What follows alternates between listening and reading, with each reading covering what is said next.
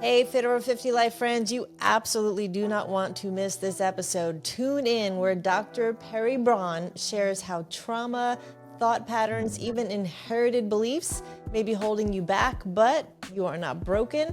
And she's going to tell you what to do about it. You're going to learn about integrative bioenergetic restoration therapy. She created it. It's how to rewire your energy field and why healing the body, the soul, and the spirit is more possible than ever, especially after 50. So tune in and check out this episode. As always, Kelly, well said. Let's get to it.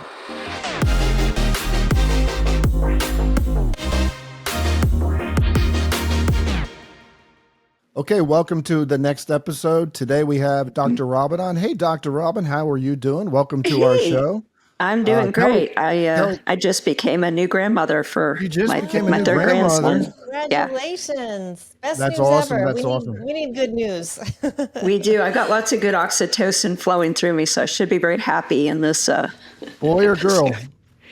Boy, my third grandson. Wow. Hondo Havens. So, Kelly, any grandbabies? Nice. No, I don't think we're going to be in that department for quite a bit here. So, but congratulations to you. You look awesome today, ladies. Kelly, why don't you share a little bit? We got a really good episode for you. We're going to dive into in a second. But Kelly, as always, would you give a proper introduction to our audience about Dr. Robin and what this thing is all about and what we're going to dive into today? Absolutely. So yes, today we're talking about rewiring your subconscious and restoring your energy field. And this is really a new paradigm shift in wellness. And Dr. Robin is a pioneer in this. We met through a mutual friend, Linda, who runs wellness retreats. And I can personally say I've used Dr. Robin's services at a traumatic time in my life, and they were phenomenal. Dr. Robin is the founder of the Integrated Life Strategies and the creator of the Integrated Bioenergetic Restoration Therapy, and it's just cutting-edge holistic modality that addresses healing, and it's a body, mind, soul approach, which we love. Body, mind, soul, and spirit. We can't separate those things.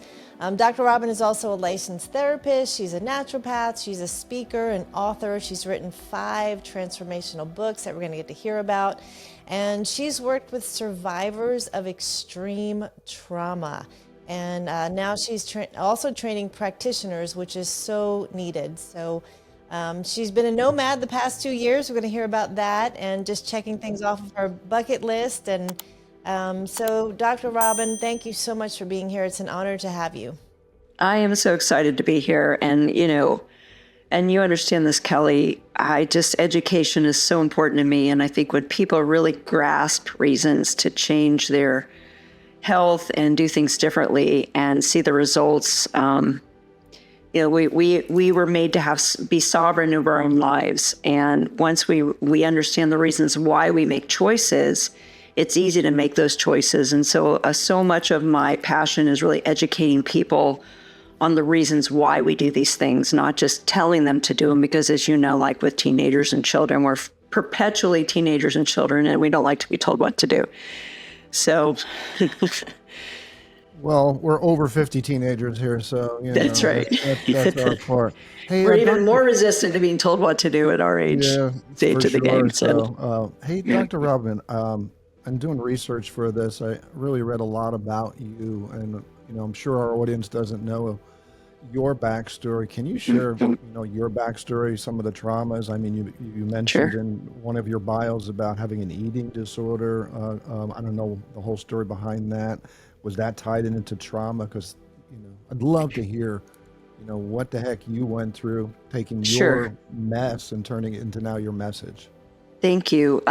So I actually had a pretty good childhood, but definitely raised to be a perfectionist and overachiever and, critical parent, no talk, no feel atmosphere. I was raised in Massachusetts, which I say is probably one of the meanest states in the country. So yes, it is. I've traveled up there and for my seminars for many years, and the years when you all won the Super Bowl, the World Series, and hockey, and you're still miserable up there. No offense to the Boston area. I'm just telling you how it is. Okay, so go ahead. Children are just mean to each other, and I was the classic highly sensitive child, highly empathetic, highly intelligent, no one to talk to, stuff.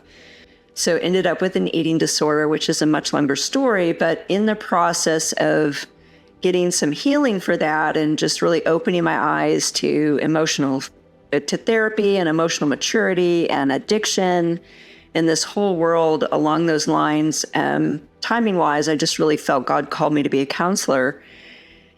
And so I really am let me dig into things that work. I'm not sold on I was wired to be an integrator, so I want to take this from this and this from this. And I just want things that work. Like, I don't care who created it or who made it, does it work?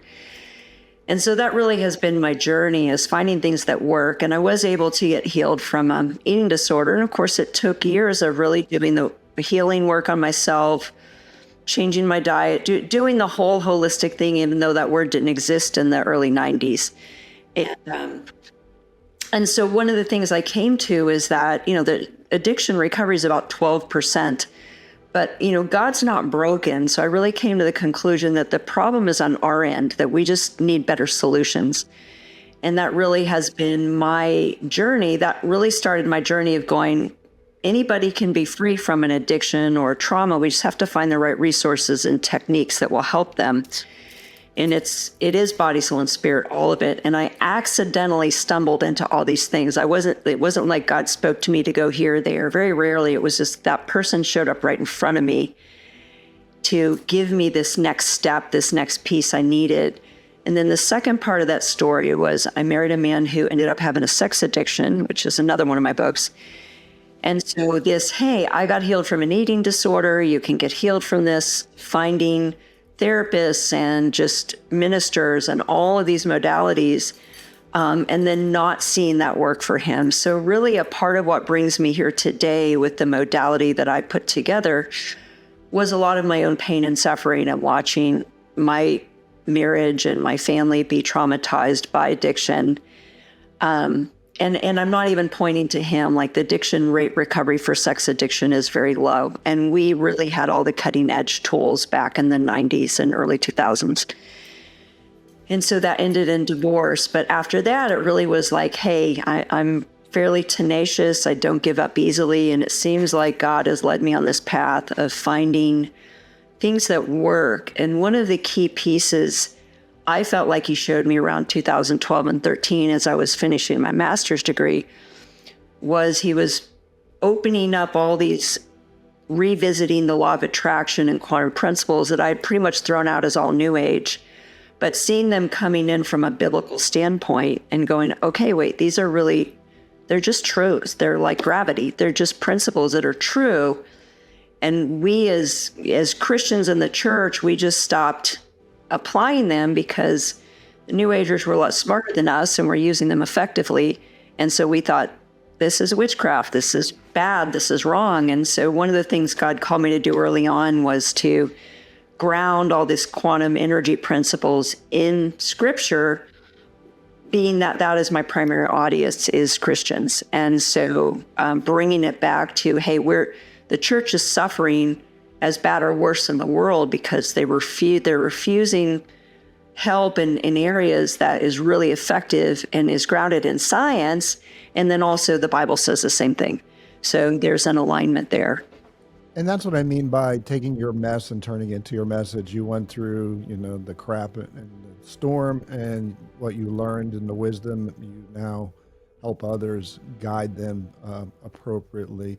Can you share exactly for our audience when you talk about New Age and you talk about quantum energy, and I guess quantum energy also falls into the category of quantum physics, which I know Dr. Joe Dispenza is an amazing, teacher of quantum physics. And, when I first heard the term, it was kind of one of those, and I'm a hypnotherapist for over 30 years. It was kind of one of those terms that was like just way above my, a scope of dealing with it. Just seemed too new age, and I don't want anybody listening or watching this to kind of tune out, and so maybe you can elaborate exactly how that kind of works, and then we'll weave that into our conversation today.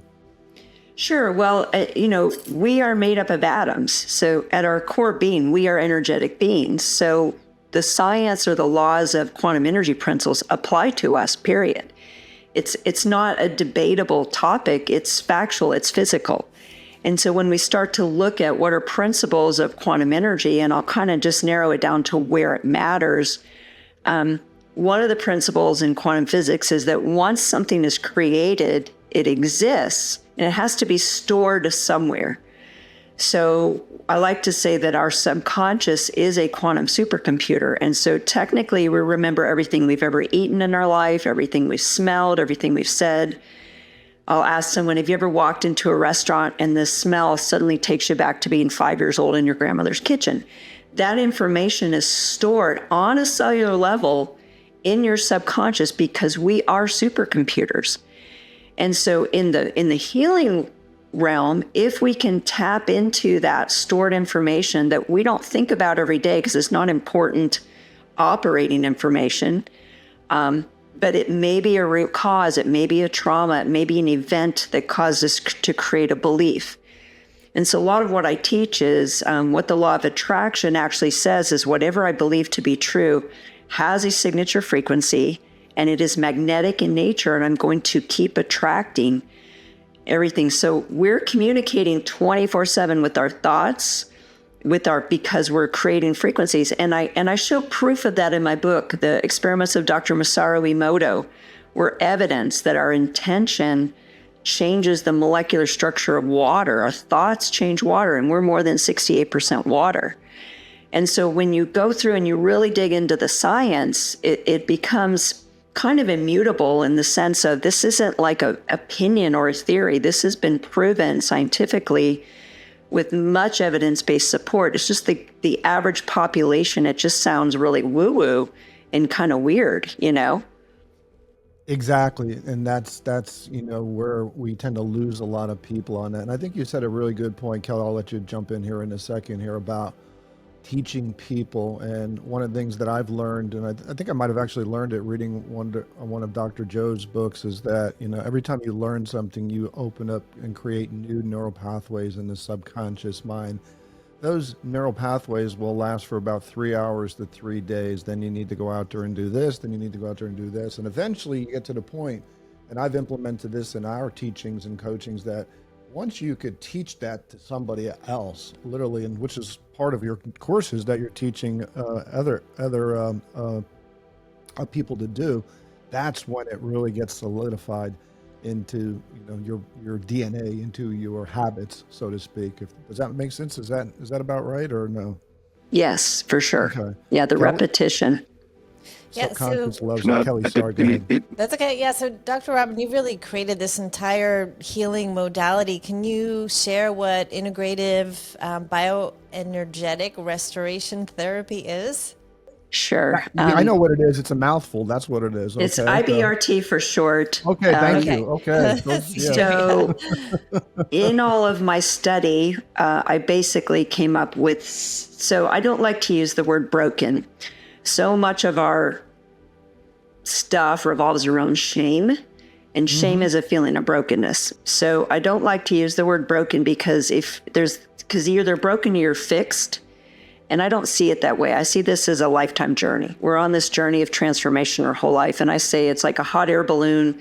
We keep cutting off sandbags, adding in more hot air, and we just keep going higher, vibrationally, frequency-wise, just mood-wise, emotions-wise. And so from a biblical standpoint, I use Romans 14:17, which says the kingdom of heaven is righteousness, peace, and joy. And that word is there is like equals. So I say the kingdom of heaven is a frequency or a vibration of peace and joy. So fully alignment with God's design, and our brain science actually tells us our brains are wired for peace and joy. So when we're fully aligned with our design, we have no fears, we have no worries, and we're, connected at heart levels with people. And it's a process of getting there. So the practitioner is just as much on their journey as the client. And so that's part of my brand, is all of my practitioners are required to continually do working on their own healing, because you can't lie. Your energy doesn't lie, right? Whatever you're giving off is reflecting what's inside and what's going on. So we really have to practice what we preach for this to be, anybody can do it, but to be more effective, right? We're going to be continually raising our vibration. And so, So the idea is that integrated, meaning I've taken physical. So I have 6 categories. So I say we're not broken, we're out of alignment. And so everything is about moving back into alignment with design. And we have a structural category. We have toxins. America is absolutely, in my opinion, the most toxic country in the world. One of my friends sells Mary Kay, for example, and they use European standards of makeup.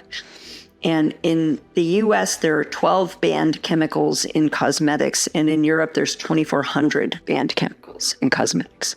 So if we just take that comparison with food and with everything else about what's allowed here and what's not allowed other places that we're putting into our body every day, you can see this accumulation factor that we don't know what we don't know. Chemtrails are no longer conspiracy theory. They're absolutely proven, and they're trying to ban them, chemicals, things like that.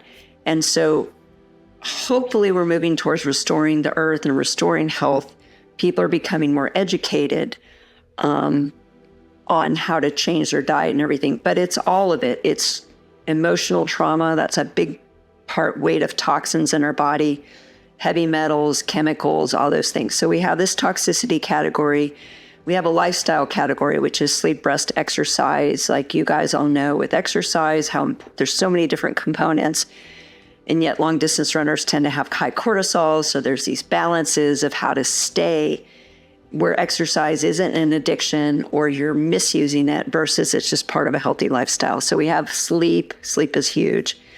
And the nutritional category. And then we have a spiritual category, which is pretty expansive given all my years in ministry and dealing with trauma survivors. But the bulk of what it is really in emotions and beliefs, because we think 60,000 thoughts a day. And like Joe Dispenza, which I use one of his great models of when you take a magnetic emotion and it fires at the same time as an electrical thought, they bond together. And the quantum term is actually called a glue-on. They glue on each other. And then this creates a belief. And this feels very true. I always say 2 + 2 is 4, but I just made this up. And if I made it up, I can unmake it up. So a big part of what we do that really changes people's lives is releasing trapped emotions and traumas, reprogramming beliefs.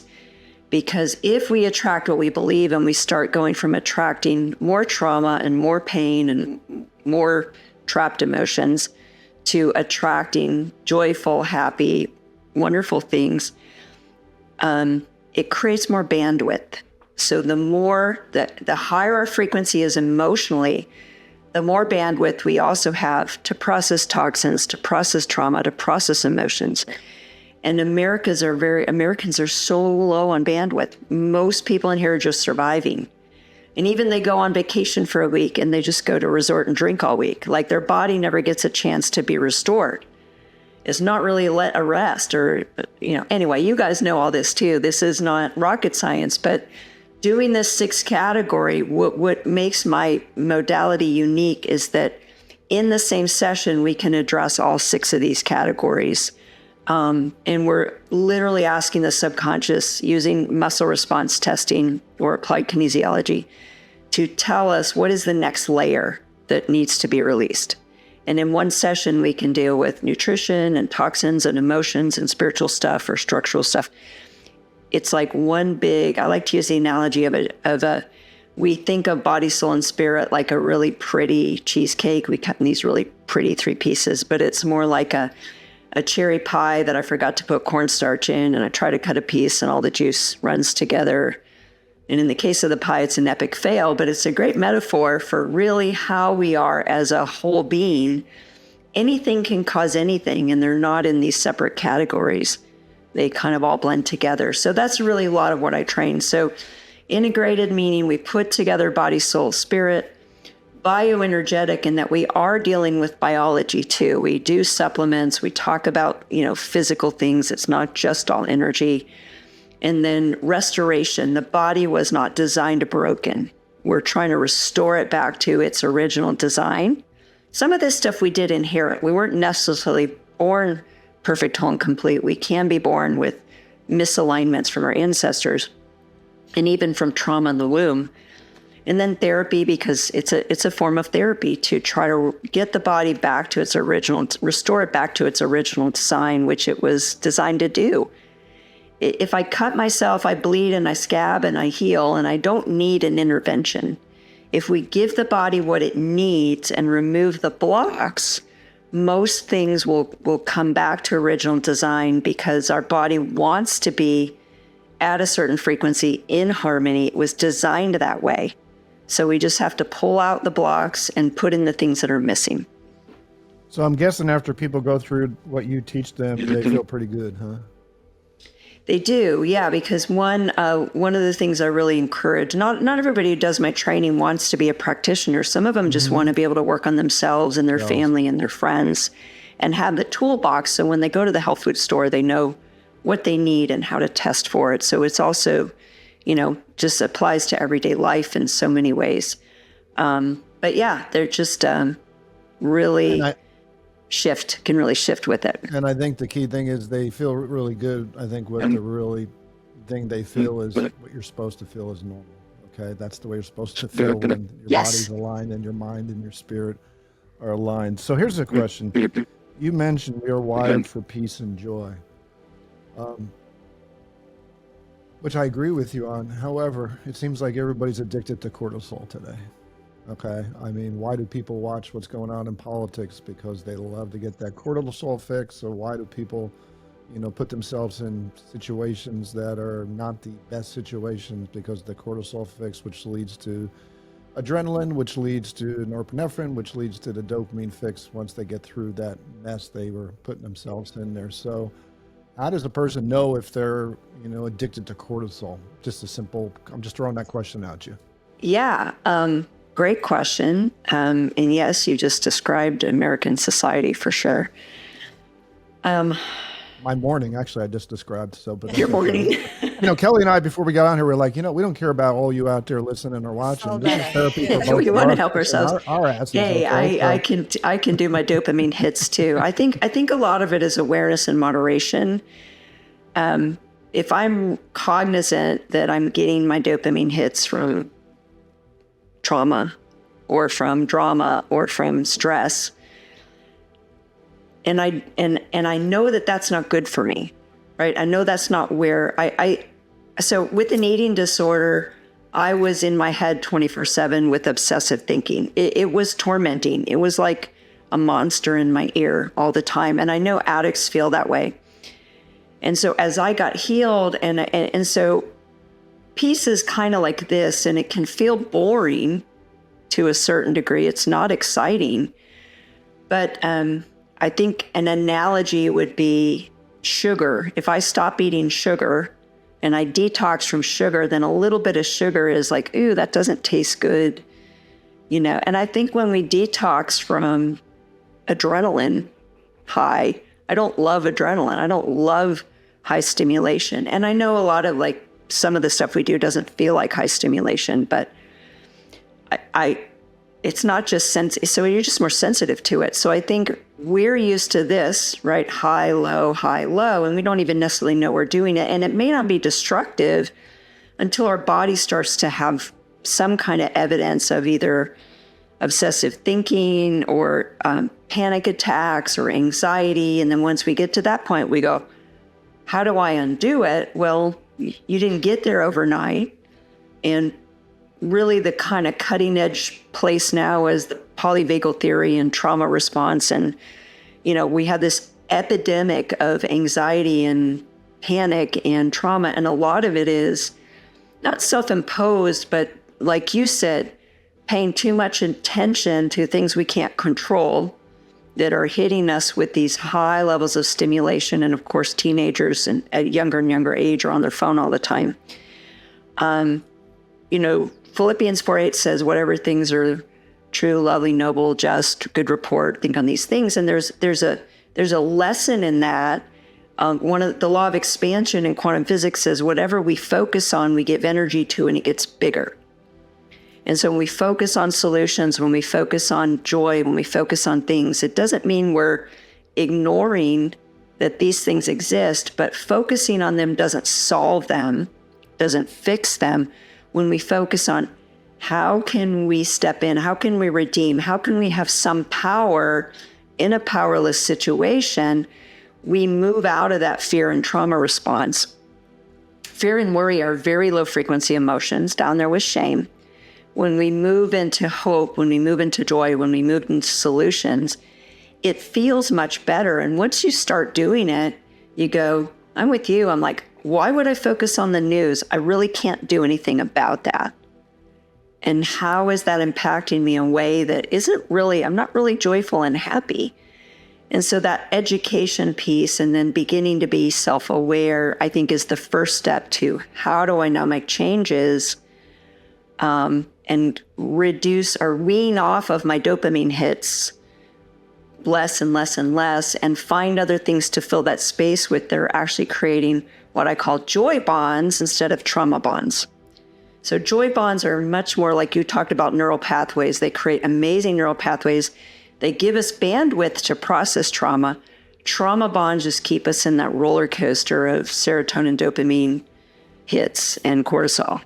You know, Robin, Just Dr. back Robin, to I will refer to you properly here. Sorry, you earned that, so you're going to get his it. name count. You know, you say some things that really resonate with me because I use the word bandwidth all the time. So, especially when it comes to things like weight loss, you use the words, shame. I'm a big believer that most weight loss is not eat less and exercise more. If that was the case, the whole world would be skinny. It's two things. It's unresolved trauma, or it's conflicting or unfulfilled values in a person's life, in my opinion. And what you do, I think, is take this word shame, which I think a lot of it comes from the traumas we've experienced in our life, and really just kind of take the needle and move it over to, okay, you have shame, but now let's see, what are the benefits from what you experienced there? Pleasure? No. Did I get pleasure from being molested as a child? Of course not. But what did you get out of it? That, this shame is not serving you now today. So maybe it served you for the last 20 years, but now it's time to shift it. So you do have more bandwidth, feel better about your life, start attracting the proper energy, thoughts, patterns, et cetera, et cetera. So it's not you, it's the darn pattern that took place when you didn't even know it was taking place. So I love what you say. And to that, and Joe Dispenza talks about this too, that shame is literally a ball of energy stuck in your body. That trauma is energy stuck in your body that can come out. It can be released. And it's more than just talk therapy. We have to look at it as almost a physical, because if everything is energy, but a physical ball in your bucket or in your bowl that's filled up. And it's not only affecting, well, for example, if I got bit by a dog when I was 4, even if I don't remember it, a little chihuahua is going to make me jump. It's just an automatic, it's called an abreaction. It's an abreactive response. If I can literally find ways, even energetically, to go in there and pull that trauma out that I don't even remember, then the little dog doesn't make me jump anymore. And so that really is a lot of the therapies that work. When you do it holistically, I work with survivors of satanic ritual abuse, and one of the things that we found is like fascia blasting. So your fascia is like a network of neurons that cover everything in your body, and they store memories in them, even if you don't remember them consciously because you've dissociated from them. And so we'll work on people with their fascia. I don't work on fascia, but my people who do. And people's memories will start to flush up because we've unlocked them and they're in a safe place to actually let those memories come to the surface. Massage therapists will say the same thing. They work on massage and people start crying and memories will come back.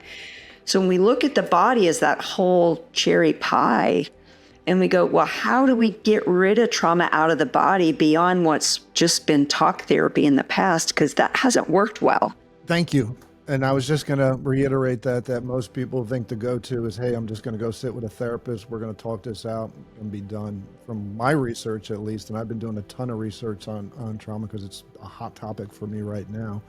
So love to hear you say that alone is not enough.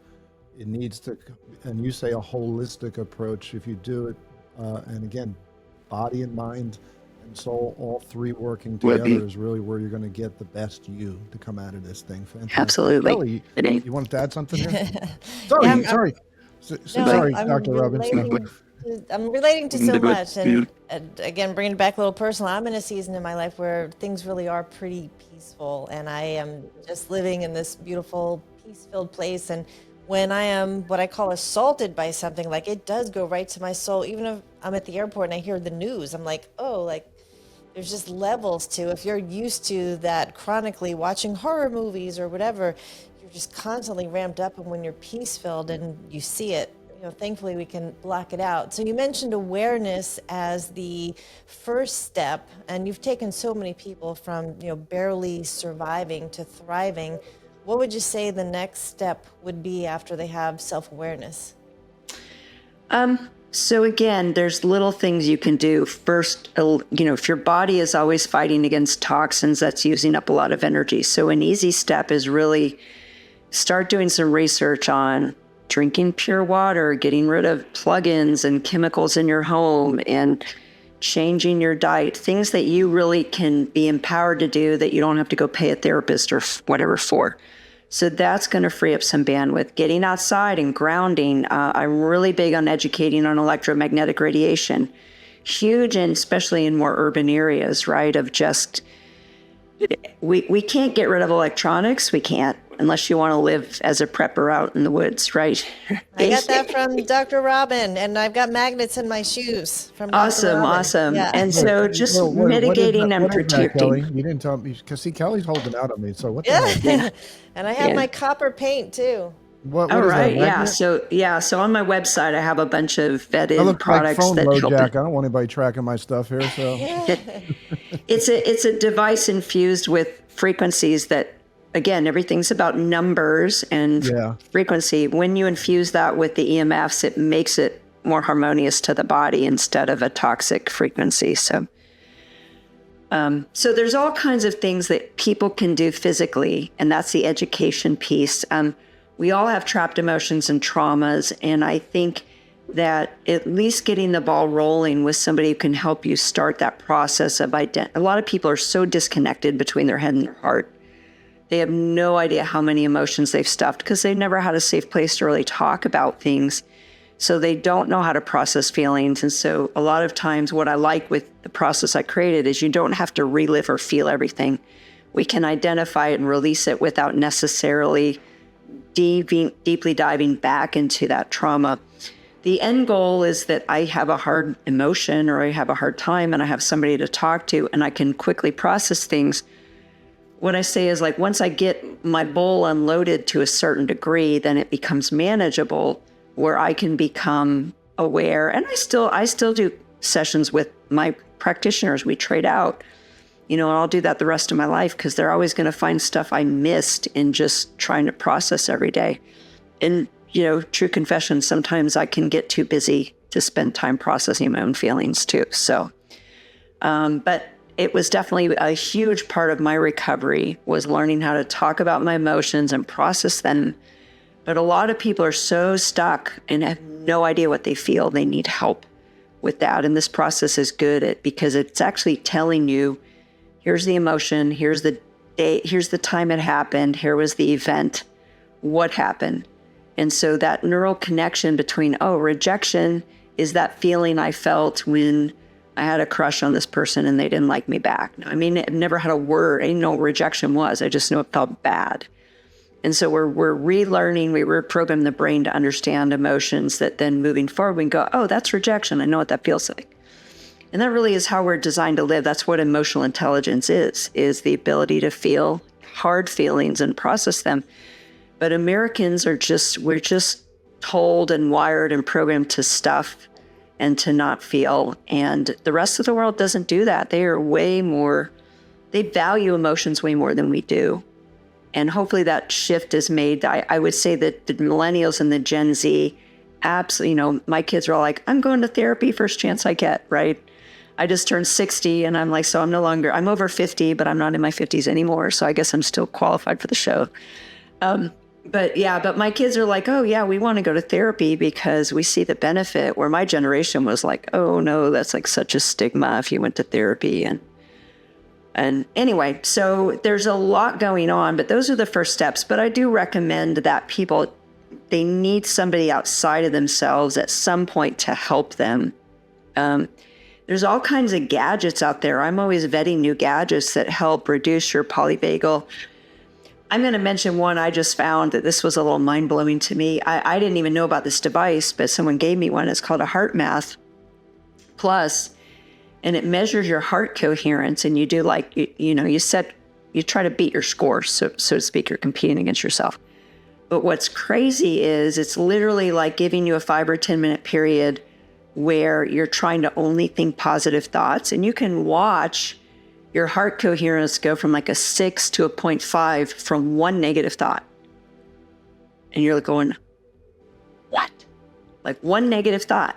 And so that awareness of going, when I'm watching those Facebook reels and I'm getting those dopamine hits, my heart coherence is tanking, right? And so then you go, do I want my heart-brain coherence to stay at a higher level that is moving me towards joy? So it micromanages, it starts making you really aware, not just of what's inside of you. And my therapy has been about, hey, let's get rid of all of that past stuff.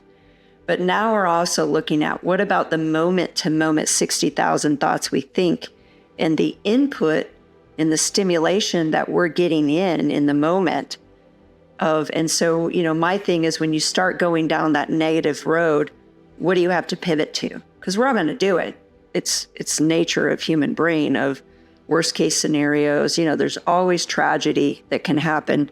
How do we pivot quickly out of that low coherent state back to hope, joy, peace?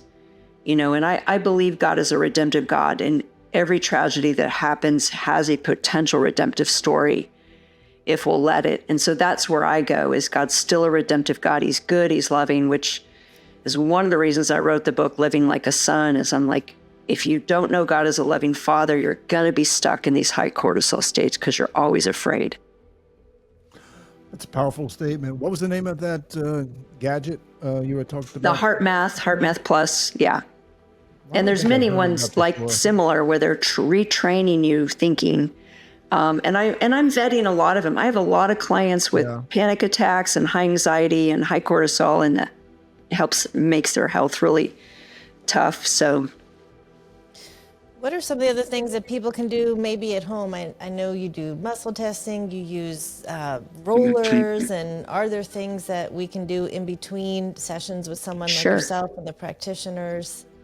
Well, nutrition is huge, and, being on the right supplements. I believe everybody needs to supplement. I don't believe we can get enough nutrition in our food unless we grow our own and everything's organic and clean. So we have the detoxing the negative stuff on one part, adding in, remember, taking out bad, adding in good, adding in the good, clean nutrition. I think sugar, anytime one thing of sugar, like depletes your immune system for 45 minutes, or I have to go back and reread that. I forget numbers sometimes, but for a long time. So sugar's inflammatory. We don't know this. So we've got all that. That's DIY at home. Like I said, I think I use sound therapy. I put people on high frequency music, and it's mostly instrumental. I have one of my practitioners has Tammy Sorensen, she has great sound therapy albums, and God's downloaded all this stuff to her, and they're all at specific frequencies that do different things. So having an atmosphere behind you of good, solid frequencies, doing the EMF remediation on your body and your home, those are great things. There are a lot of now, even with some multi-level marketing things, the AO scanner by Solex is a great day-to-day. You kind of scan where your frequency's at, and then you have music that remediates it. It can also tell you what supplements you need that day. It has a lot of functions. But in between, from Monday to Monday, if I have a high trauma survivor, I'm trying not to have them take 3 steps back between Monday to Monday. So we're trying to do these complementary things in between that can kind of move them from this constant state of roller coaster closer to this more even-keeled feeling, little by little. And then back to that first statement I made about personal responsibility and sovereignty, right? When you start to feel good, it's easy to give up the things that made you feel bad. none of us wants to feel bad. We're wired to feel good. Yeah. So you had mentioned about clean water. Can you define what clean water means to you? Because I think a lot of people think clean water is, hey, I'll just get some, Aquafina or Right. bottled water or whatever. What is your version of clean water? Interestingly enough, I actually just have this with me. It's a copper water bottle. So you get copper out of the water. It also keeps it bacteria free because they used to store things in copper. I also have a hydrogen water bottle that puts, hydrogen in the water, and that makes it more absorbable. So there's things like that you can do. I actually bought, and I did some videos on this. I haven't posted them yet, but I bought a little device that you measure how many solids are in your water. And so it's called TDS is the word, total dissolved solids. It includes minerals, but it's more about just the stuff that's not supposed to be in there. So anything below 50 is really good. So distilled water is like 0 or 1 because it literally is evaporated, right? So that's good. I haven't done reverse osmosis yet to test. I haven't done a Berkey yet, but I have one downstairs at my son-in-law's family's house. I'm going to test a Berkey. The really good quality bottled water tests under 50. If you go to most restaurants where you get the water from the same machine that does the soda, that's going to test in the low 200s, high 100s, low 200s. Tap water tests about 450, 475. So that's the scale we're dealing with about what is good and not good for you. And we know tap water is bad, but that's the variation, the spectrum we're dealing with. So I think a lot of people, we all grew up, when you drank a hose water in the back playing in the yard, didn't think twice about it. So it was cleaner back then. The bottled waters today, well, I did a content video on this. I think it's like 45% of your bottled waters have your PFASs, polyfluoroalkyl. Yeah, your phthalates and your plastics. Yeah, so that is one of the other microplastics, toxins we're dealing with. A hot topic. So, for literally the cost of bottled water for the year, you can get a countertop reverse osmosis machine.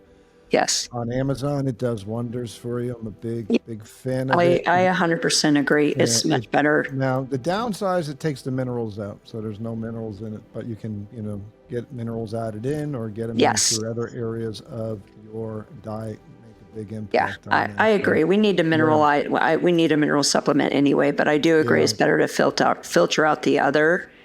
And also there's a lot of chlorine even in the bathtub and the shower. So wanting to filter that out, or you can put vitamin C in your bathtub and that'll help too. So ultimately, entire house reverse osmosis machine, but that's between 8,000 and 12,000. So that's a pretty solid investment. People think, well, I'm drinking water that's clean, but your body's a sponge and it absorbs the chlorine from.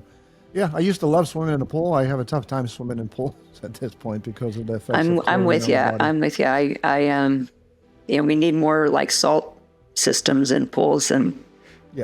Today, but I agree. Yeah, same page with water. It's and apparently I'm told we ingest about a credit card size worth of plastic every week, and then the phthalates, which is your Teflon, we call them forever chemicals, your BPAs. Some places make BPA-free plastic, but there's still other chemicals in a lot of the plastics. It's pretty hard to get clean. Yeah, the challenge today is you can go down a rabbit hole with this and end up basically being not eating or drinking or putting anything on your body or breathing or whatever. It basically everything you do has a cause and effect to it that has some type of toxic effect to it. So I agree. And I always say progress, not perfection. It's overwhelming to try to do all this at once, and you really want the changes to stick.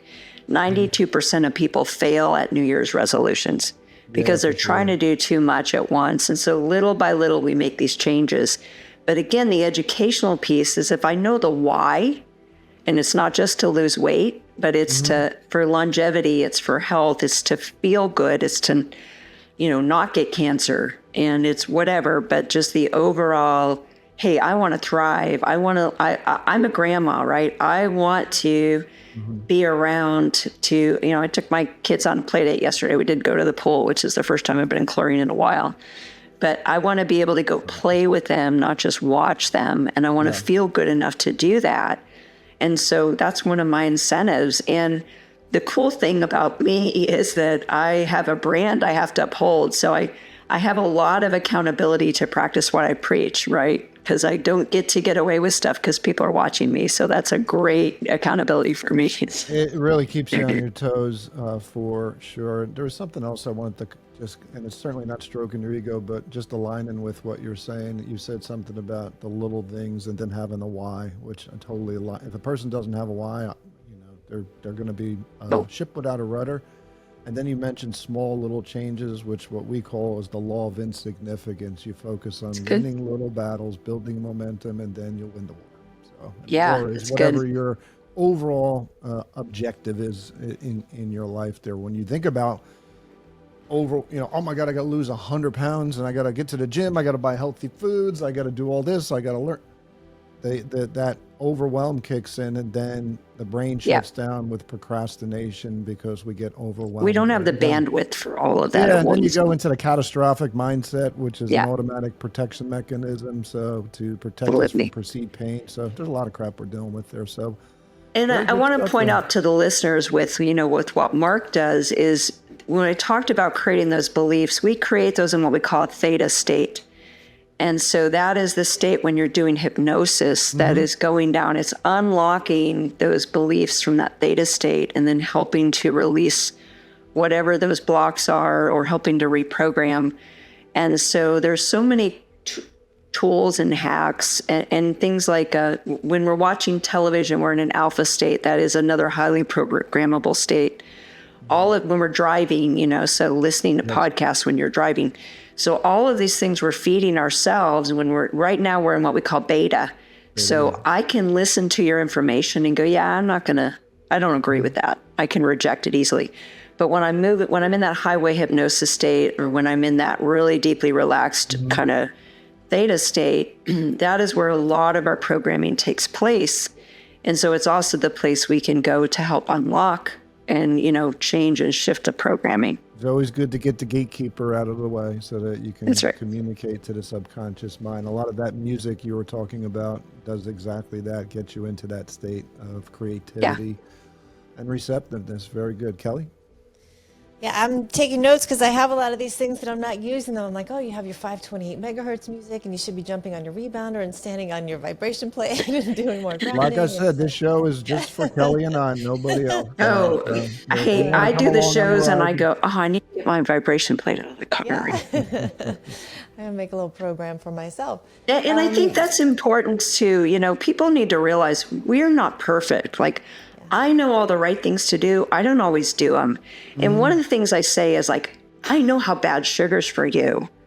And I'm going to very strategically choose to eat that piece of cheesecake. Now, I know I might feel really crummy tomorrow because I ate it. And I might not. If I eat it earlier in the day, I'm probably going to be okay tomorrow. I know what it's going to do to my body because I'm sensitive to it. But if I choose to do it, because I just like cheesecake and I'm going to eat this much instead of this much. And that satisfies me. I don't have a deprivation mindset. I have a choice mindset. And I think that's a big shift that we don't make in America. It's not what can't we do. You're free to choose any of this. You're free to choose to feel bad if that's what you want to choose. But what would it be like to choose to feel good and everything you gave up, you go, that is nothing compared to what I get to have in its place. And so that idea of choice, I know they talk about the 80-20 rule, and that's fine, 80-20, 90-10, whatever you want to do. For me, I'm going to go okay, we just had all this 4th of July celebration. I'm just being honest. I can go cookies, that's an easy no. Cupcakes, that's an easy no. That's an easy no. That's an easy no. I want to try a little bit of that cheesecake, right? Couple of bites. I'm like, okay, that's all I need. And then I'm going to go drink a lot of water, make sure, there's, whatever I know to do to reduce the inflammation it might cause in my body because I don't need it. So I'm sensitive to it. But I choose to because that fear, ooh, if I eat it, I'm going to feel really, fear is a low vibration emotion. So everything I'm doing that's good, if I'm doing the good things out of fear, then I'm offsetting the good, right? I'm lowering my vibration because I'm doing them for the wrong motive. And so this idea of pivoting, not out of fear, but out of choice, to add in that good hydrogen, raising my hot air balloon to go higher while I'm cutting off those sandbags, the mindset about why I'm doing is just as important as the behavior itself. I love that. I'm just coming off of a girls' trip at the beach, and there was She's a always night coming where off of a girls' I'm always trip, on a girls' Dr. trip. Robin. And we went for frozen yogurt one night, and I just walked in going, I am giving myself permission to Good. try all the ones I want to, and I'm going to put the dark chocolate, and I'm going to put almonds, and there was so much joy for that. Now I know when I get back on Monday, I'm back on track, but I gave myself permission, like, this is fun. I'm doing this. I've earned this kind of thing. So it is definitely a mindset. So Dr. Robin, you have worked with, some of the most challenging of the challenge in terms of trauma. You mentioned satanic rituals and, generational abuse that people could have had, or addiction. There's some tough, ugly, dark stuff that's been out there. Is there anyone who's too far gone? Is there anyone that you have not had success or breakthrough with? Are there some things that are harder than others? We want to give hope to people, but just curious about your experience, things that may be on a continuum, that these are kind of tough and these maybe are a little bit simpler, or is it independent? Does age add to that? Are we doomed at over 50? And by the way, when we said fit over 50, I also have fit over 60 live. So when we get to that next section, we'll get you back on that show too. Okay. So what's happened, and one of the reasons I really have, for 15 years, I knew God was trying to get me to work with survivors of ritual abuse. And I kept saying, no, thank you, no, thank you. And then they would sneak in. They would be people who didn't know they were survivors. And after working them for a little, their memories would start coming back. And I'd be like, I don't know enough to help you. But over the years I learned, and one of the things I realized is that just doing my normal process was really helping them a lot. And so what started happening in 2021 is people who were survivors, who knew they were, and they were working on their stuff, they began to do my training. And so they were able to work on themselves every day, to trade out and work with other people because if you have to work with a therapist even just once a week for a couple hours, obviously it's a long haul and it can take years and very expensive, right? So you've got all those factors that make it hard. And so they started doing the training, and I started seeing this kind of rapid progress they were making by having the toolbox. I actually have an advanced toolbox just for ritual abuse, working with ritual abuse survivors. Now it's taken me about 3 years to do that, to put together the toolbox, just kind of educating, researching, and then working with people and having new things come up. So yes, I have seen a lot of fruit with survivors using this process, and then especially the ones that they get trained and they can learn and understand, because they also very much, matter of fact, my next thing I'm going to be doing is opening a healing detoxing center that's holistic, that is targeting high trauma survivors. So whether it's trafficking, SRA, veterans, because we have to detox their liver. We have to lower their cortisol levels. We can't just do therapy. And so this movement towards this idea of it's body, soul, and spirit. And then as a Christian, when you're dealing with satanic ritual abuse, there's a lot of demonic and really dark stuff that we have to deal with as well. So all of those factors are equally important. And there's some really great ministries out there, but they don't address all the factors. And so moving towards this more holistic mindset is, if their liver's detoxed, liver stores anger and bitterness, you would imagine they have a lot of anger. So imagine how much gets released when we can help release toxins from their liver. It's a powerful thing. I've shared this story before, but both my dad and my grandfather died of liver disease. So I've spent, my adult life learning as much as possible I can about that.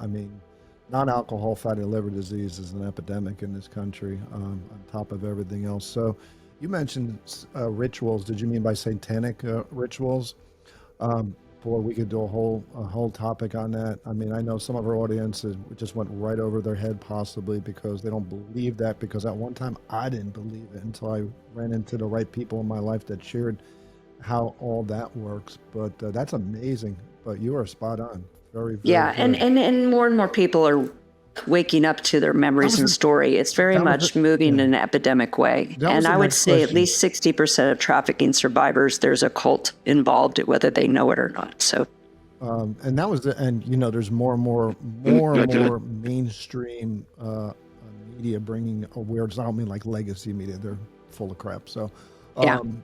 I mean, more and more people, podcasters, influencers, Yes. sharing, a lot about that. And which was leading me to my next question. Do you feel that a lot of the things you're teaching now, there's more awareness to it, so people are more receptive to it now than they were maybe 2, 3, 4, 5 years ago, or even Absolutely.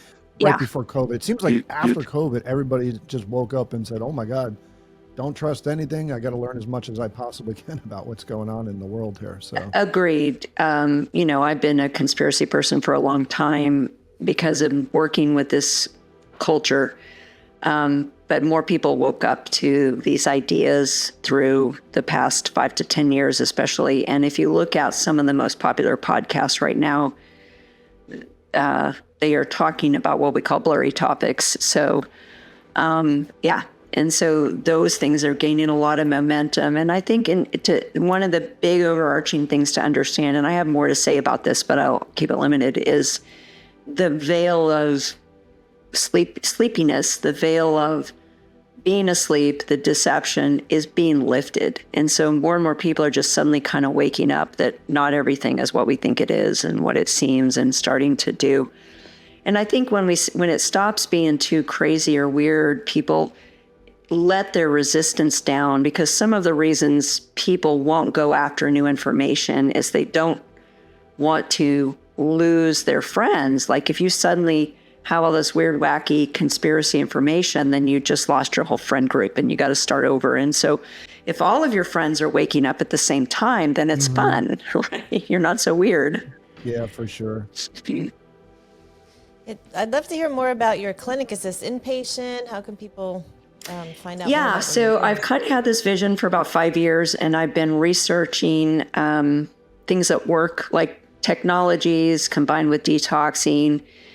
And I have a lot of colleagues who do different modalities too. So it's really going to be a collaborative. The goal is to create kind of a turnkey model that can just be easily reproduced, a low learning threshold so the equipment doesn't have to be so technical. You have to do a ton of training. Everybody will have to do my training so that we're always dealing with the emotional piece. Muscle testing will be a piece of it. And I've had different things I don't necessarily want to oversee it. I want to more or less create the modality and then do the training piece. Some people have visions for having like safe houses and living places to do intensives. So I think the ideal model for me is a part profit, part nonprofit. I currently have a nonprofit. And the idea is we're going to generate income over here, scholarship over here, and then use profit to reproduce and train and create workable modalities that can help both the average person dealing with chronic disease because of an accumulation in their life, and the people who need more intensive work and may need to come, every day, every other day for 3 weeks, a month, 6 weeks, 9 weeks, 10 weeks, whatever. And for survivors, especially, just to kind of help, take a big chunk off so that they can gain momentum in a shorter period of time than it taking years. And so I think that's one of the goals. And, with the trafficking industry right now, the anti-trafficking industry, probably 2 out of 3 safe houses shut down because they can't maintain the funding, and they're not really equipped to deal with dissociative identity disorder and the deeper traumas that these people are experiencing. And they don't know how to deal with the occult part or that it's even happening. So they're kind of getting hammered with witchcraft and other things, and it just creates a lot of stress and trauma. It's very, very stressful to have these kind of ministries. So I want to support those ministries with tools, not necessarily take on the whole ball of wax. That makes sense. That sounds like it's so needed. I know it's so needed, and what a great way to, again, integrate of using other practitioners and modalities and bring it all together. So many hurting people out there, Yes. for sure. Okay, I got a question. I've been chomping at the bit for the whole shows today. Yeah. This is you being a nomad. So for those of you not familiar with the term nomad, that's living abroad and basically, laptop lifestyle. So what made you do that? Where did you go? I live off a laptop, and my business partner always says to me, he's like, why don't you have a big desktop in this? And, I spent 6 years getting divorced. I literally felt like I was a fugitive on the run. So I always said, well, I have my laptop, so in case I need to run from the popo. I mean, that's literally the mindset I had here. So, Well, so I don't know if you could relate to that because you're women, I'm a guy, but what was the motive. Okay, what was the motive? What was it like? Where did you go? Sure. Share that. Okay, Do you so recommend it to others? 2 years ago, my youngest daughter was going to be a sophomore in college, and so I didn't. And over COVID, I went to pretty much predominantly virtual practice because we can muscle test virtually. And so I thought, well, and I was paying for her college, so I thought, why am I paying for this big monthly payment of house? I don't love living in Texas. I'm not against living in Texas. I don't love it. I love the beach. I was already traveling about every 10 weeks just to refresh and recharge because of, it's very draining. I wouldn't say it's stressful as much as it's draining. And so I thought, why not just start working virtually from wherever I want to work? The budget's going to be about the same as paying a monthly payment for having a place to live. So I've been to Greece and Italy and Switzerland and Portugal and Morocco, and I just got back from Bali and Manila, Philippines. I go visit people, and I think one of the most beautiful parts about this, I visited some friends in Scotland. I hadn't seen in 15 years. And I think one of the most beautiful pieces is that I don't have to be in a hurry when I go somewhere. I only have 1 week of time or vacation that I have to take off. And so I feel like it really has helped me be more connected to my heart and have better heart connections with people because I'm not on this time schedule of how long can I stay and have to go, do the next thing. So I've been able to spend more time with friends and family all across the U.S. I have practitioners everywhere here, and we're all very much a tribe and a family. And then getting to visit Mexico, Costa Rica, different places. Part of my motive was, do I want to open one of these centers offshore because the countries are much healthier versus here? Where would be the perfect place? And do I even want to live somewhere else besides the U.S.? What was the food system like? Did you notice? I know a lot of people talk when they go to Italy that they eat all the breads and all the carbohydrates and they end up either losing weight or feeling different. We have 10,000 chemicals in our foods and only 400. Oh, yes, you're speaking my language. So a year ago, I brought my daughter, who was 19 or 20 at the time, to Italy with me to Europe. And she had what I figured out was SIBO, small intestinal bacterial overgrowth. She had not been able to do dairy or wheat for almost 2 years without bloating, gas, stomach pains. And so she could eat all of the bread, all of the pasta, everything there, no problem. She was so excited to get to do all that in the dairy and not have any reaction to it. So there was a clear. And what I tell people is it's not necessarily wheat intolerance, it's a glyphosate and GMO intolerance. And the other thing is a whole different topic and maybe a longer show another time, but most Americans have, I believe 60% or more of Americans have what we call methylation issues, and they cannot absorb regular B vitamins, all the B vitamins well. That's one of the things they can't detox well. So that adds into this whole reason of why so many people are sick here too in this toxic world. But everything with regular wheat flour in it has what we call enriched wheat flour, and it has fake folic acid in it.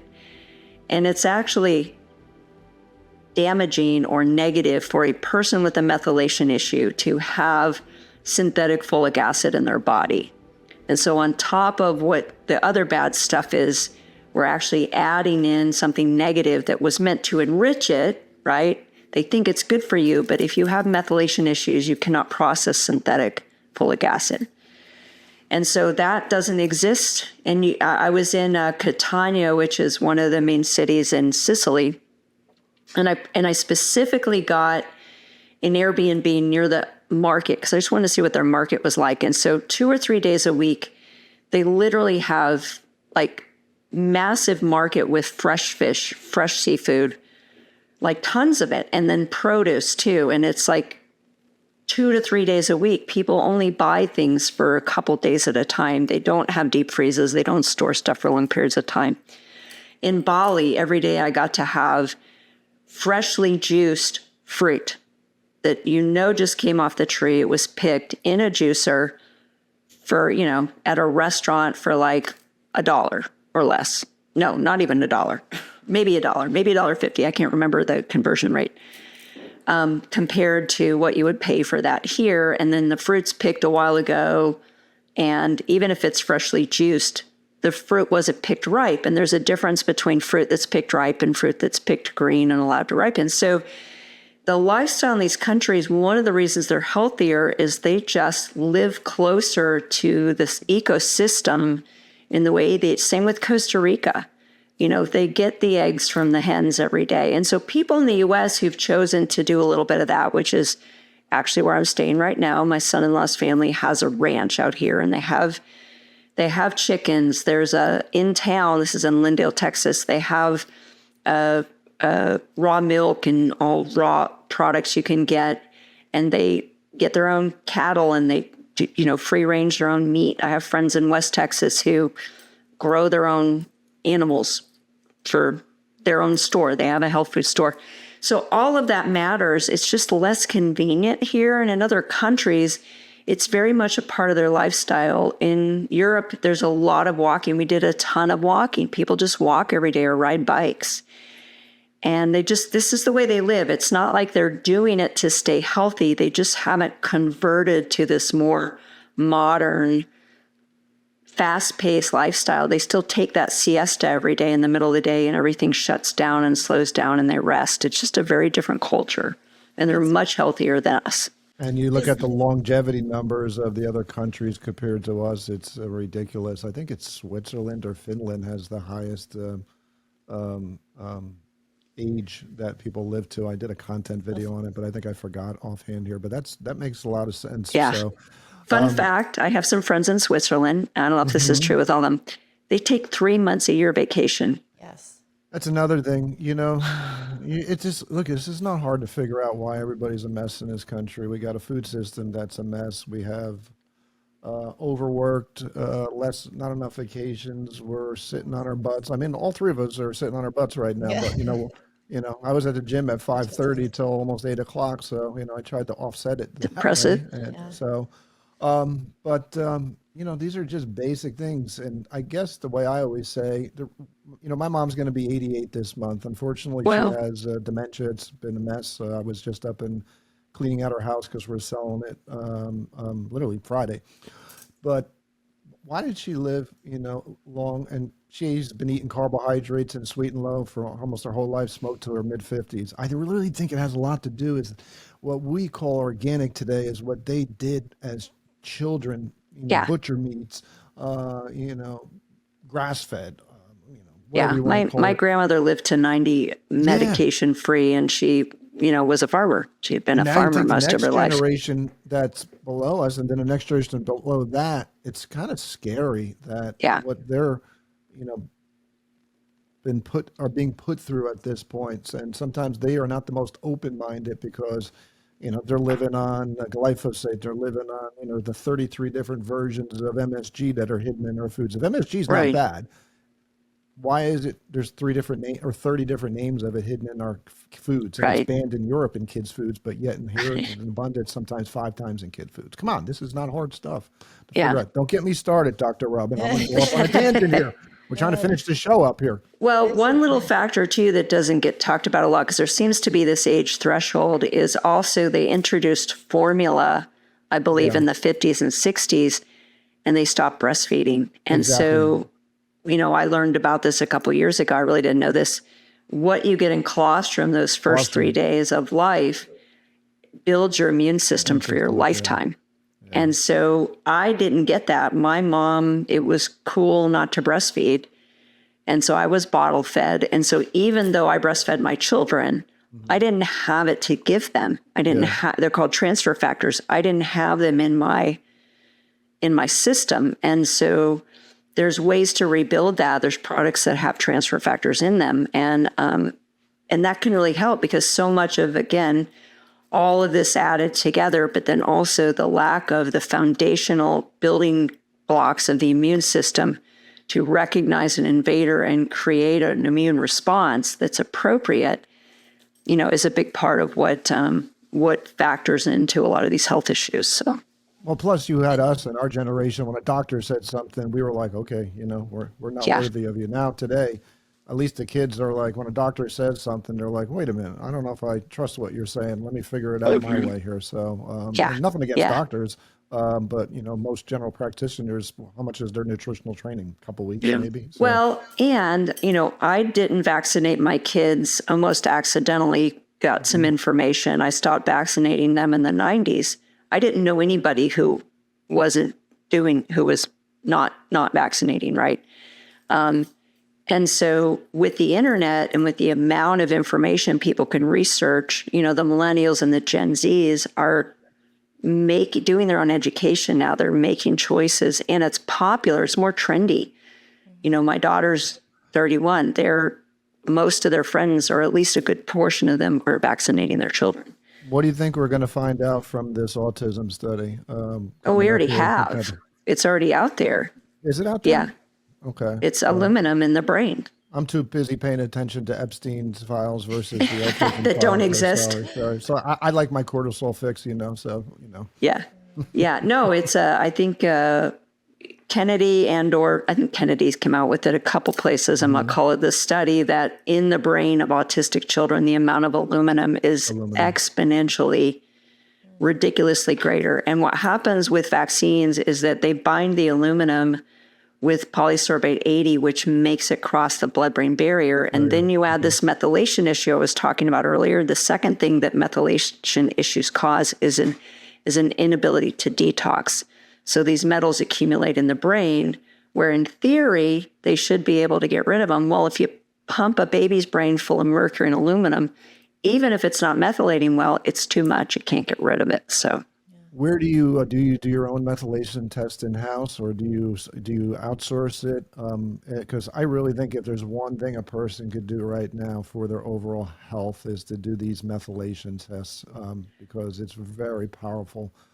Yeah, I agree. I actually do pretty much everything with muscle testing. I don't do labs or whatever. Okay. I ask the body, and I can tell pretty quick, because chronic health issues, autoimmune issues, and just so again, you need all your Bs to regulate your serotonin and dopamine and neurotransmitters. So I can look at symptoms to ask the body, but with my toolbox, I kind of wait till it comes up. But I do actually have a test that was made, I didn't put it together, that tests 74 different, what we call SNPs, DNA SNPs of where it's not just MTHFR, there's like 74 different SNPs that can affect different things. And then what are some of the remedies nutritionally to help those SNPs? So that's, the people who are grasping in the past 10 years, the methylation science, are creating the remedies for how to help this. It may not cure the genetic mutation, but it's going to remedy the problem that it's causing. It's going to put you back in a methylation state. Nutritionally, even if your genes are, and hopefully because our genes are changeable, right? They're essentially frequency. They're like a tuning fork. If we can retune them, realign them, reharmonize them, we can actually change the genetic mutations back. So the science is getting so awesome right now. So we just need to hang in as long as we possibly can so that the science can keep us alive. And if we follow Yeah. some of these protocols, it's amazing. Between AI going to be able to figure out things, CRISPR technology. I mean, I can go down this rabbit hole with you. Dr. Robin, you're awesome, man. So you definitely walk the walk and talk the talk, and that's no BS. As Kelly knows, I'm not a BS person here. So you know your stuff. So. We love that you're helping people get back to what's natural. When you talk about Europe, this time last year I was actually in Sardinia, which is one of the blue zones where people Oh, live to me be too. over 100 healthy. Yes, and I would get on a plane and go back there in a minute. When you think about what's happening in our cities here, you can just see the difference. They love their country. They're eating the food, and here we're getting kids Yes. up at 5:30 in the morning to put them on a bus, and just Yeah. so counterintuitive. So Yeah. Don't our forget listeners. the cereal you're going to give them before you put them on the bus too. Oh yeah, Right. give them some dye in their cereal with I used to, milk. I grew up on SpaghettiOs, Cap'n Crunch, Fruity Pebbles, peanut butter and jelly, and Wonder Bread. But I'm thinking the Wonder Bread in the 60s and 70s was completely different than the Wonder Bread today. So even then, as bad as my diet was, I'm sure it was, my mother cooked dinner every night. That was just, they didn't know. They didn't know this stuff was bad for you, right? Yeah. Well, our listeners are always looking for great resources, and I know you have 5 books. Do you want to share a little bit about those and tell us how people can get them? Yeah, so the first book I would recommend people read is Thrive, Applying Biblical and Quantum Energy Principles to Live a Transformed Life. So it really sets that foundation of seeing your health and your life through a quantum lens and a science lens. And then it's for those people who are Christians who are like, I don't know about this. Is this new age? So it really clears the plate of what it is and what it isn't. So along those lines, I can then go, hey, crystals are actually really good for you, right? God made them. They have frequency. They're positive. If you hold them up to your body, you're going to raise your vibration with them. They're not weird. Even in the Bible, the breastplate, right, of the rabbis or the priests was 12 stones. So there's something with frequency with there. So one, I want to educate people on that as a foundation. And then I have 30 Days to Peace and Joy, which is a kind of a how to apply these principles to my life one day at a time, a little bit at a time, how to set daily habits and things like that. It's a journal format, so I would recommend people get the hard copy. My first book, A Believer's Guide to the Law of Attraction, Thrive, is actually a rewrite of that book with about double the content. So you don't need to read both. It's a rewrite. And then my book, Journey Through the Storm, is about my story as a wife of a sex addict. My name is not in the book as far as my story, but my story's in the book along with other people's stories. And then really how to take personal responsibility if you're in a sex addiction marriage for your own healing. How to set good boundaries. So really just support system for the wife, but also go, hey, you attracted this person in your life. So this isn't all about pointing the finger. This is about what is it in me that attracted this kind of person and how do I change too? So, and then my most recent book, Living Like a Son. And I really wrote that one for a couple of reasons. One, as a Christian and minister for 35 years, we can't live in fear and faith at the same time. And when we have a God that's going to punish us when we're not perfect, it's really hard to be healthy, to be emotionally healthy, because everything becomes fear-based, performance-based. And so I really challenge a lot of the scriptures that, in my opinion, misrepresent God. I don't have all the answers. I do point to some other resources to go deeper dives into some of these scriptures. But it's really about setting a plumb line of God as a loving father and being a son. So what would be the qualities of a son that really, really align with our design? Slaves live in fear, sons live in peace. We can't live in fear and be healthy. We just can't. So it's really kind of going through that narrative. It's going through how our belief about God was programmed subconsciously by our own experience with our earthly fathers, and how that correlates, whether we recognize it or not. And then religious programming, all the different denominations, all the theological mess that really has destroyed unity in the body of Christ as a whole, and kind of bringing it back to what I call the only scripture in the Bible that really matters, when Jesus said, love God with all your heart, soul, strength, and mind. Love yourself, and then love your neighbor as yourself. And so really, at the end of the day, we talk about the law of love and living through that. And if we truly believe a loving God loves us unconditionally, then we have what we need to do all the right things. And this shift from, well, what about, like cheap grace? I'm like, well, I don't know. If I jump off a 2-story building, pretty sure God still loves me. I'm still going to splat on the ground. I'm still going to get hurt. And he probably didn't want me to do that. He's still going to love me, but there's going to be a consequence for my behavior. So it's shifting from a punishing mindset to a personal responsibility of the law of sowing and reaping, and the consequences for how we make these choices in our life, not a mindset of God's punishing me in some way for whatever I did. And so a lot of it is shifting a lot of those paradigms that, in my opinion, some bad theology has really programmed us to believe.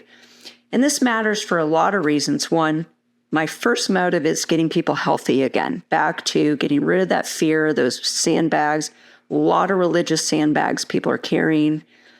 Secondly, it kind of pisses me off, quite frankly, working with satanic ritual abuse survivors, is that a lot of depiction of God is actually very similar to how Lucifer or Satan is depicted. And it's just wrong. It's misrepresenting God. And so I think some of that was intentional. And I have a whole lot of data behind that thought or that opinion. But that's really what the book is for. I don't talk about that in the book as much as I talk about of the why we want to believe God's a loving Father. That's awesome, Dr. Robin. It really is. And I'd love to get you back on a show and talk about the satanic rituals. It's a topic that is a really deep topic. We may lose half our audience, but we may gain an audience that didn't even know this was an issue here. And it is pretty powerful. So, one of the things I found is that most people have had some kind of weird spiritual experience that they couldn't fit into a known box. And so they kind of shoved it aside. And when you can maybe give language to some of that. Secondly, one of the things about survivors of ritual abuse is a lot of times they switch personalities. They have multiple personalities. And I think everybody's been around somebody who switches, and they don't have language for that. And they've been traumatized by it, whether it's a narcissistic friend or somebody who just goes off the rails. Some of what we diagnose as bipolar could actually be dissociative identity disorder. But I think we've all been around people who switch. And when you can start to go, whether they're a survivor of ritual abuse or it's just a severe trauma base, I can go, oh, that makes sense now. Or they gaslight. I never did that. I don't remember doing that. If you can kind of give a new paradigm, like maybe they really don't remember doing it because they had switched literally into another personality. So understanding the psychology and the science of understanding dissociative identity disorder, which is what we experience in the people, gives a now like going, oh my gosh, this makes so much sense why I could never explain why this person wigged out on me or whatever. So that might, be a reason for the audience to pay attention, is I think everybody knows somebody that they may not know they were a survivor, but they definitely have multiple personalities. So, Kelly? So many interesting things. My goodness. And I know we want to be respectful of your time here. So is there anything that we didn't ask you today that you want to share? Maybe some parting words of encouragement or hope for people? Yeah, thank you guys. Really intelligent and thoughtful questions. Really good. Just decide, do your research. What is the easiest thing to change? Drinking bitter water, that's an easier thing to change. Changing the chemicals in your house. Just start making little changes. Getting outside and grounding, touching the earth, little things you can do every day starting now that can make a massive shift in your health over time. It's not hopeless. I think that would be the easiest thing, is just what can I do today that's simple and easy, that I do have the bandwidth to do, that's not overwhelming for a lot of people. For other people who maybe have a little more bandwidth is, make an appointment with myself or one of my other practitioners and maybe get at least some identifications of what some things in your life that need to change or shift are. And just knowing that there's support out there for you for what's going on. Love that. What is the best way for people to get in touch with you? So I have 2 websites that both have contacts. Probably the easiest one is integratedlifestrategies.com. I'm working on some new web features where I can connect people directly with other practitioners if they want to be with somebody live. I do have practitioners all over the country, especially, and or people who may have some different expertise as I have, or just my schedule's full type of thing. I do have also some price differentials of people who may be on a lower income. And so those are in the works, but otherwise you can send me an email and I can direct properly, have a discovery call or point you in the direction of at least getting the ball rolling for people. So, and if anyone's interested in doing the training, it's a 5-day training. It is recorded. Anybody can order it or buy it anytime. I do offer no interest financing for the course. You don't have to pay it all up front. And you can do live, Zoom, or recorded. So I've tried to remove all obstacles that would keep people from wanting to do that. And a lot of the benefit of it is once you learn all the tools, you can really sit down and work on yourself every day as well. Did you give the website and I miss it or no? Yeah, integratedlifestrategies.com. And the other one is drrobinbraun.com. But I think the best contact system is set up on integratedlifestrategies.com. Excellent. And your email, what is it, at Robin Perry Braun? Integratedlifestrategies@gmail.com is the best email. Okay, excellent. Well, Dr. Robin, thank you for showing us that we are not broken, that we don't have to be stuck, that healing isn't hard, that we can get aligned, and for giving us hope that our past does not equal our present or our future, and that we can get past these patterns, even if they're generational. Yes. We love that you have a plan to help people and that it can be pretty clear.